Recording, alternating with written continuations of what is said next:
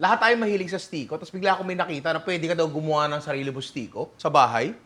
Oo, at parang madali lang. Try natin, pare. Lumpia wrapper na galing sa grocery. Feeling ko pwede rin naman yung sa palengke. Pero ito yung nakita ko, sundin muna natin. Kahit anong tsokolating palaman siguro. Dito muna yun eh. Guhita mo daw ng ganyan. Paano ba yun?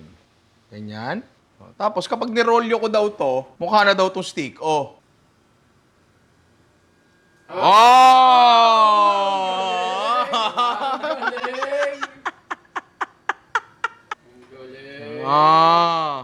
Pre, ang tabang stick o neto. Igagarap po na lang yan, pre, pero hilaw pa yan. Sasalang natin sa oven to. Hindi ko sure yung temp, pero ginawa ko 160 degrees Celsius kasi ayoko siyang mag-brown. Nakakita ka na ba ng brown na stiko?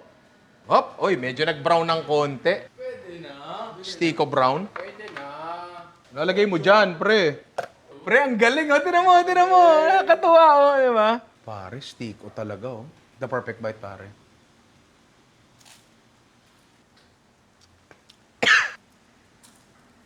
Ganito nga yun. Di ba? Ganito lang pala yun. Oo. Ano gamit mo?